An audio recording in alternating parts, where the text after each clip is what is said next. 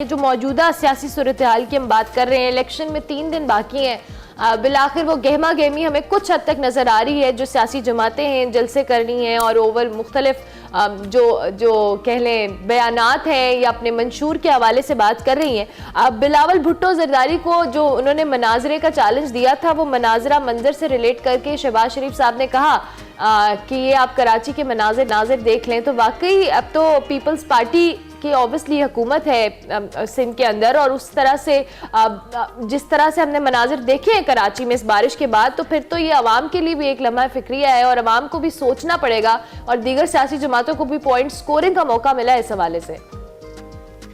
बहुत शुक्रिया। दरअसल इंतखाबी मुहिम में, ये इंतखाबी फिजा में आम बातें होती हैं, इस तरह की लफ्जी गोलाबारी, इश्ताल अंगेजी, लेकिन ये एक हकीकत है कि हमारे जो शहर हैं, वो लाहौर हो, कराची हो, पेशावर हो, इस्लामाबाद, वो एक इल प्लानिंग का और नाअहली का और सिविक सहूलतों के फुकदान का मुंह बोलता सबूत है। जब 60s में हमने देखा कि अथॉरिटीज कायम हुई, KDA, LDA, CDA, आज वो करप्शन के गढ़ है। और मैं आपको बताऊं कि इस्लामाबाद में अगर बारिश हो तो मेरी गाड़ी भी उसमें फंस जाती है। लाहौर, शहबाज शरीफ को चाहिए कि वो लाहौर की स्मोक का पहले जवाब दे कि लाहौर दुनिया का आलूदा तरीन शहर क्यों है, और बिलावल को चाहिए कि वो कराची का जवाब दे कि कराची में अगर बारिश जरा ज्यादा हो जाए मिलीमीटर, तो वहां लोग घंटों गाड़ियों में क्यों फंसे रहते हैं और एक बड़ी एक हंगामी सूरत हाल हो जाती है। उसकी वजह ये है आज हर 7वां पाकिस्तानी अर्बन पाकिस्तानी है। लाहौर और कराची की अगर आबादी को आप कंबाइन करें तो वो दुनिया के 80 मुल्कों से ज्यादा आबादी है। हमारी 1/3 आबादी यहाँ रह रही है, और जो फंड चाहिए, और इसमें लोकल बॉडीज, मुराद अली शाह अपने आप को कराची का मेयर समझते, शहबाज शरीफ अपने आप को लाहौर का मेयर समझते, वो टोपी पहन के घूम रहे।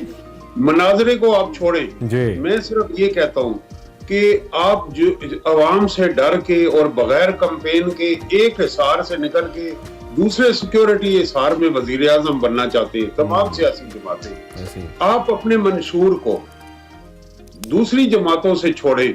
अपने पार्टी वर्कर्स के साथ, मियां नवाज शरीफ को नहीं चाहिए कि वो ट्विटर स्पेस पे आ जाएं, फेसबुक लाइव पे आएं, अपने किसी कन्वेंशन सेंटर में अपने नौजवानों को पार्टी के एतमाद मिले।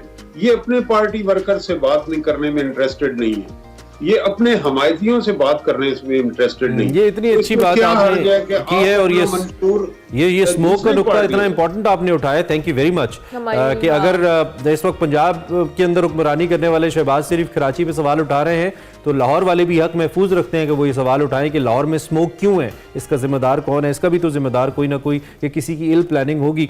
सवाल क्या, वो एक शेर का मिसरा है, वही मेरा अगला सवाल है। ये सारी बातें आपकी दुरुस्त प्रैस साहब, फिर अवाम की तरफ से है कि मैं किसके हाथ पे अपना लहू तलाश करूं। देखिए, अवाम भी किसी हद तक इसमें शरीक हैं कि 5 साल बाद सिर्फ वोट देना भी कोई बात नहीं। आपको इसके लिए माशरे को अपने हकूक हासिल करने के लिए जदोजहद करनी पड़ती है। और मनु भाई ने जो कहा था कि जीने के लिए मरना पड़ता है, लड़ना पड़ता है, तो जब मुल्क ऐसे बगैर जदोजहद के आजादी हासिल कर ले और बगैर जदोजहद के अपने हकूक हासिल करना चाहे, तो फिर उन कौमों का अंजाम यही होता है। दुनिया के किस मुल्क में अवाम को ये एलीट से मुराद छीनी गई या अपने हकूक प्लेट में रख के हासिल हुए? यहाँ लोग हालात आजरा के प्रोग्राम देख के तब्दील करना चाहते हैं। टीवी स्क्रीन से बाहर निकलना होगा, वर्चुअल स्पेस से बाहर निकल के आप कोई मुस्बत तब्दीली अपने भले, ये तो नहीं मुमकिन नहीं कि मैं अपने घर का कूड़ा सामने वाले खाली प्लाट पे डालता जाऊं, खुद में सिग्नल पे रुकू ना। और मैं ये देखें, आज जिंदगी के हर शोबे का सवाल है। अगर किसी बहुत बड़े स्टार को, जिसको ऑक्सफोर्ड यूनिवर्सिटी PhD की डिग्री देती है म्यूजिक की, उसके मुलाजिम के साथ बदसलूकी की वीडियो आ जाती है, कोई खिलाड़ी है, इंटरनेशनल स्टार है, दुनिया उसकी इज्जत करती है, लेकिन जब वो बोलता है तो जहालत का मंबा होता है। कोई आलमी दीन है तो उसकी पैरेलल लाइफ है, कोई सियासतदान है, तो ये सिर्फ एक सियासत का बहरान नहीं है, ये इस पूरे माशरे का इखलाकी और इल्मी बहरान है। मीडिया में जो हम लोग हैं, हम लोगों के भी ऐसे ही अब मामलात हैं। तो सिर्फ ये इसमें अवाम भी मैं समझता हूँ कि पूरी बराबर की शरीके जुर्म ना होते तो मुखबरी करते सारी उम्र। ये आप देखें कि ये कोई नजरियाती रफीक नहीं, पार्टी पर ये मतवाले हैं, जयाले हैं, शेर हैं, चीते हैं, लूमड़ी हैं। इंसान बन के सोचो तो कि तुम शहरी हो इस मुल्क के, हाँ, वो ही बेहतर तौर पे बन जाए। वेरी राइटली सेड, बहुत जबरदस्त आपने बात की है कि जैसी वो कहते हैं ना, जैसी अवाम वैसे हुक्मरान, वैसे ही मामला चल रहा है। अच्छा, दूसरी जानिब प्रोफेसर, जिस तरह से आपने भी खुद भी कहा कि अभी ये अवाम अब इस इंतखाबात के अंदर हर एक को अपने वोट की कदर कीमत का अंदाज़ा होना चाहिए, क्योंकि यही लोग जो बड़ी बड़ी बातें कर रहे हैं ये हमारे ही वोट से आते हैं इक़्तिदार के अंदर। लेकिन अनफॉर्चुनेटली जो अवाम है वो सही तरीके से अपना, आपको लगता है कि वोट का इस्तेमाल करना जानती है? अगर वोट के इस्तेमाल के बाद जिस तरह से सवाल करना जानती है कि उनके इलाके या उनके घर या उनके मोहल्ले के अंदर जो नुमाइंदा उन्होंने मुंतखब किया, क्या अब उनको वो चीज़ें डिलीवर कर रहा है जिसको वो वादा करके इस पोजीशन के ऊपर आके बड़ा जमान हुआ है? मैं ये समझता हूँ कि अवाम जानती है, और इंतखाबात होने तक इस मुल्क में बहुत बड़ी जदोजहद है जमहूरियत पसंद लोगों की, आम कारकुन की, सियासतदानों की, दानिशवरों की। इस मुल्क में आइन का होना और इंतखाबात का होना।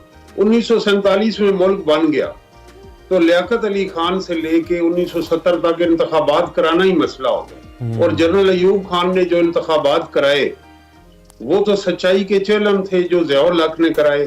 तो ये इंतखाबात जो होने जा रहे हैं इसके पीछे भी लोगों की, माशरे की जदोजहद है।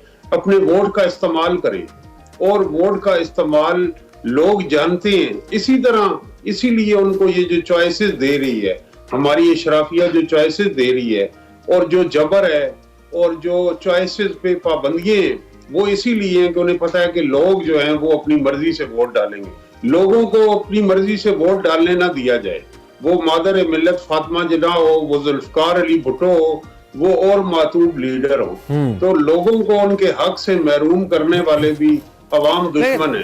उन अवाम दुश्मनों से लोगों को मोहतात रहना चाहिए। ठीक है, अब आप देखिए ये एक बड़ा अहम नुक्ता है कि अवाम भी जब बहुत तंग आए या जब बहुत तंग आते हैं, हर कुछ अरसे के बाद एक नया शख्स आता है, वो अपना मंजन बेचता है और वो मंजन बिक जाता है उसका। वो तब्दीली का मंजन हो, नए पाकिस्तान का हो, नए चेहरे का हो, निज़ाम बदलने का हो। और ये मैं सिर्फ तहरीक इंसाफ की तरफ इशारा नहीं कर रहा, इससे पहले भी कुछ लोग आए, उन्होंने ये मंजन बेचा, बिका, और पाकिस्तान की आवाम जू की तू ही रही, पाकिस्तान कर्जों में जगड़ता चला गया, चाहे कोई भी हुकूमत आई, और फिर ये सिलसिला बढ़ रहा है मुसलसल, किसी की हुकूमत में कम नहीं हुआ। तो अवाम के पास भी फिर क्या ही चॉइस है? मतलब अवाम ने भी तो फिर वही मौलाना फजलुर रहमान है, वही नवाज शरीफ हैं, वही तहरीक इंसाफ है, वही पीपल्स पार्टी है। तो अवाम फिर क्या करें? हम अगर अवाम से ही एक्सपेक्ट करें कि वो अपने हक़ रायदही को बेहतर तरीके से इस्तेमाल करें, अवाम ने भी तो इन्हीं लोगों में से, इन्हीं लोगों से रिजल्ट लेना है। वैसा एक तो बात ये कि इर्द गिर्द अच्छे उम्मीदवारान हैं, मैं किसी पार्टी का ये नहीं कहना चाहता, पर जरूरी नहीं कि जो बड़ी गाड़ी में और सिक्योरिटी गार्डों के हिसार में आए वो ही आपके लिए अच्छे हों। तो जो तब्दीली गरीब आवाम अपनी क़यादत में देखना चाहते हैं, सबसे पहले वो तब्दीली अपने अंदर लाएं। आप है कि अपने तबके के साथ आप मुखलिस ही नहीं, एक मजदूर और किसान को चाहिए कि अपने तबके के साथ वो मुखलिस हो, गरीब आदमी को चाहिए कि अपने तबके के साथ मुखलिस हो। लेकिन जो कौमें गुलामी में रहती हैं वो फिर अपने तबके में से क़यादत नहीं समझती, वो कहते हैं कि जो इस्तेहसाली तबका है वो ही क़यादत है। और ये क़यादत हमें दी जाती है, हमारे सामने चॉइसेस ऐसी दी जाती हैं कि वो हम उन चॉइसेस के अंदर उस एक महदूद तबके के अंदर से अपना लीडर चुने। हमें लीडर चुनने की आजादी होनी चाहिए, लेकिन उसके लिए सबसे पहले सोच और फिक्र की आजादी चाहिए, जो हमें नहीं मिल रही। हमारे ज़हनों को कंट्रोल किया जा रहा है, और अब सोशल मीडिया जराए से उसके ऊपर पैसे फेंक के कंट्रोल किए जा रहे हैं। लोग नीचे से ऊपर देख रहे हैं, फिजा से हेलीकॉप्टर से त्यारे उतर रहे हैं और वो नीचे से हाथ हिला रहे हैं। तो ये जो फासला है आम जमीन पे खड़े कारकुन का और हेलीकॉप्टर से उतरते लीडर को, इस फासले को जब तक कम नहीं करेंगे तो माशरे में तब्दीली नहीं। अब तक आपको इस जमहूरी अमल के ऊपर पाकिस्तानी अवाम का एतमाद किस हद तक नजर आता है? मुख्तलिफ सर्वेस तो हम देखते हैं, लेकिन जो ग्रास रूट रियलिटीज़ हैं वो जारी बात है उन सर्वे से बहुत हद तक मुताबिकत नहीं रखती, कुछ हद तक मुताबिकत रखती हैं। आप किस हद तक समझते हैं कि इस वक्त भी, क्योंकि पाकिस्तान के लोग कहते हैं कि जी हम वोट और को डालते हैं निकलता और को है, ये होता रहा हमारे साथ, यहाँ पे धुंध भी छा जाती है, बैलेट बॉक्सेस भी भरे हुए निकलते हैं और कभी वो जो मुकद्दस बैलेट पेपर है वो हमें गलियों मोहल्लों से भी बरामद होता नजर आता है। तो आपके ख्याल में अब तक किस हद तक इस अमल पे लोगों का एतमाद मौजूद है और वो इज़हार रायदही करेंगे? देखिए, एक तो आप वोट डालें ताकि वोट गिरने वालों को कम से कम मसला तो हो ना कि वोट किधर गिरे हैं, उनका क्या करना है, उन वोटों का क्या करना है, इस दफा क्या करना है, तो वोट कम से कम जरूर डालें। और दूसरी बात ये कि इस सियासी अमल को बहरहाल इसमें नौजवान को, खवातीन को, सबको शमूलियत रखनी चाहिए। इस वक्त एक अगर हमारे लिए जो सबसे अहम पैगाम है, वो अहम पैगाम ये है कि आप मायूस ना हो और आप बाहर निकलें, और जिसको भी आप सही समझते हैं, आप इतना खरबों रुपए खर्च हो रहे हैं इस एक्सरसाइज पे, आपके नाम की पर्ची आखिर प्रिंट हुई है, एक डब्बा वहां गया है, लॉजिस्टिक इन्वॉल्व है, एक पोलिंग स्टेशन बना है, उस अमल में आप घर बैठे रहेंगे तो उसका फायदा नहीं। बाकी इस पे इलेक्टोरल रिफॉर्म्स पे बात होनी चाहिए, इंतखाबात के बाद भी बात, मुसलसल बात होनी चाहिए। 5 साल 1 करोड़ रुपए खर्चे की हद है इंतखाबात में हिस्सा लेने की, आप इसके ऊपर बात करनी चाहिए। आप जैसे जो लोग मॉर्निंग शो करते हैं बड़ा अच्छा डिस्कस कर रहे हैं कि अक्सरियत पाकिस्तान तो नायल लोग है ना, एक लीडर है उसे अदालत नायल करती है, लेकिन इस इंतखाबात में करोड़ों रुपए खर्चे की हद ने अवाम को नायल कर दिया इंतखाबी निजाम में इलेक्शन लड़ने। हमें बड़ा दुख होता है फलान लीडर नायल हो गए, हमें इससे ही तरह दुख होना चाहिए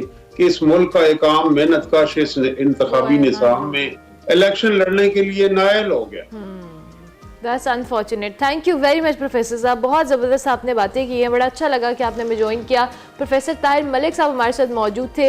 इंतखाबात को लेके उन्होंने बात की कि आप वोट ज़रूर डालें और इस बात को यकीनी बनाएं कि आप अपना वोट सही बंदे को अपने मुताबिक के तौर पे, जिसको आप पसंद करते हैं, जो समझते हैं कि वो आपके मसाइल का हल करेगा, उसको ज़रूर वोट दें और इंतखाबात में सिर्फ घर पर ना बैठे बल्कि घर से बाहर ज़रूर। बिल्कुल जी, इंतखाबी जलसे जारी हैं और इन जलसों के अंदर तमाम पार्टियां अपना मंशूर आपके सामने रख रही हैं। ताहिर मलिक साहब ने आज बहुत खूबसूरत बातें की हैं, वैसे भी अच्छी करते हैं लेकिन आज ज़्यादा अच्छी की हैं, और उन्होंने कहा कि हम खुद इसके ज़िम्मेदार हैं, हम खुद सिग्नल पे रुकते नहीं हैं, मोहल्ले गलियों में गंद फैलाते हैं। अभी रात ही को हम एक वाक़या देख रहे थे, जब गाड़ी में से एक साहब गंद फेंक रहे थे और बड़ी अच्छी बड़ी गाड़ी पौश इलाके के अंदर जाते हुए मेन रोड के ऊपर और वो गंद फेंक रहे थे।